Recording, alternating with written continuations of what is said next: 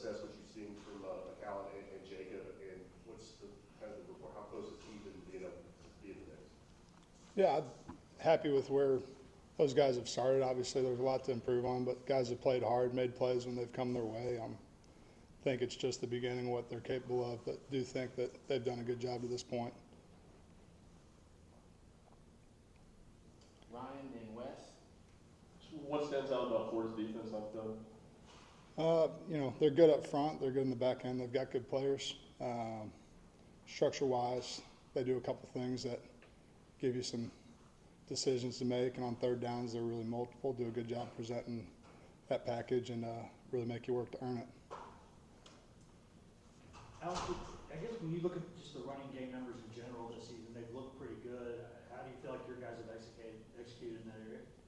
Yeah, execution-wise, there's always another step to it. There's always another level to how you finish. There's another leverage to what your hat leverage is and how hard you really play. I do feel like the effort and strain has been good. I do still think, tons of meat on the bone in terms of everything, not just the rushing.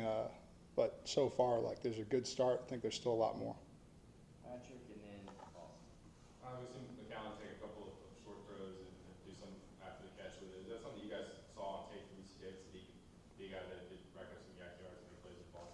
Yeah, 100%. He's athletic. He's explosive. And stepped out of one on Saturday that he got brought down on the first week, but it was great to see, and 100% expect that from him.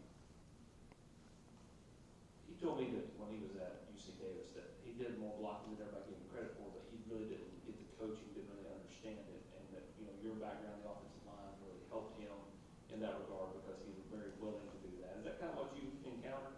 Yeah, as far as him being willing and just hungry for knowledge, it's a credit to him and the work that he's put into it. There is some things with my background that naturally make a lot of sense to me, that the way that, when you hear it for the first time, maybe changes how you view certain blocks or certain techniques, but it's really a credit to him, just the work that he's put in to become more comfortable with that. I think if you ask him, going back to the spring, a lot of the stuff that he looks pretty solid at right now, you'd be scratching your head saying, man, I don't know if he's going to figure it out come the spring, but it's been a work and a really intentional mindset from him to get better in those areas. Casey and Ben. Sticking with McCallan, obviously got his first touchdown in the orange and white on Saturday. How pivotal is it for a new guy on the team to get that first touchdown and really assure himself and his own abilities within the team? Yeah, I think he's got every reason to be confident, and if you're waiting for the big play to have confidence, you're probably waiting a little too long. It was awesome for him to go get that done and get to be there with his family and get to experience what that's like, and hopefully it's just the beginning for him, but as far as how it changes things, it really shouldn't. What have you seen from Jacob as a run blocker? He arrived here a decade ago as a pass-catching tight end, and now it seems like he's really not afraid to get in the mix in the running game and pull his fair share of work. No, he ain't scared of nothing, and it's something that, same thing, I think he's been challenged and really intentional about working to fix and improve on some of those areas. I think some of it's a mindset of just being willing to go strain and be physical, but there's so much technique to it that I think he's really embraced and come a long way. Obviously, there's still more to go, but it's been really good so far. Vince and Brent. Two quick things. First, you said there's some more meat on the bones for your tight ends.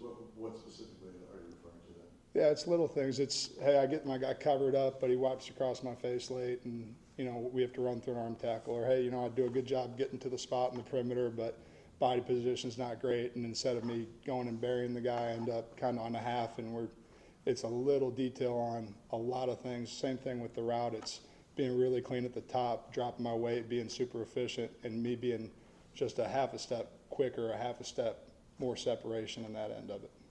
And Jason Witten was at the game on Saturday. Have you or any of anyone in the tight end room been able to kind of utilize or hear from him at all? Yeah, it was really cool to see him there. I got to talk to him a couple minutes during pregame, and obviously what he's done, not just here, but at the professional level, he's one of the best to ever do it, and it was really cool to have him on the field pregame. Do hope we get to connect a little bit more as we go forward. How's your communication been with the tight ends in that old line, particularly with Austin Peay gave you a lot of different looks. You didn't see some of that stuff against Virginia. Florida likes to talk about how much heat they bring in different looks. How would you characterize the communication up front with your guys in the O line? Yeah, it's one team, one heartbeat on a lot of fronts. I think for us, we've got to be an extension of the O-line, and it's something that, with the way we play and the environments you play in terms of crowd noise and volume and just the overall chaos of it, you're not always getting a call. You've got to be able to understand the structure and execute as if you are the center making the call. And I think that's something that we've done a pretty good job of. There were times, I think Saturday, where ended up a little bit gray here or there, could have made a different decision, but for the most part have been pretty solid as far as being on the same page with those guys. Ryan on the left. Alec, obviously didn't get to play a lot of depth in Saturday's game, but saw a little bit of Ethan in the Virginia game. How's he coming along so far, and what's maybe the next step he needs to take? Yeah, to shoot more of a package? he's done a great job, and I think he's absolutely given himself a chance to play. Obviously want to play him more, and do think that in situations where you can do that, he'll be ready to answer the bell. I do think he's come a long way from the spring, even where he was in the beginning of training camp. He's got to continue to take steps and earn it every week in practice, but he's absolutely on the right track. Colin, you talked a little about Florida's defense earlier. They have a new defensive coordinator. Have there been any big changes from last season in terms of how they play? We'll find out. It's always interesting when you sit down on Sunday and start watching guys and think, okay, does this make sense for what we'll see or not? And in the family of Pete Golding, Ron Roberts, and all those guys are kind of in the same tree, but there's different twists, and some of that's different personality of the coordinator, some of that's different people and different defenses. So I do think they'll have a great plan, and we'll have to go answer the bell.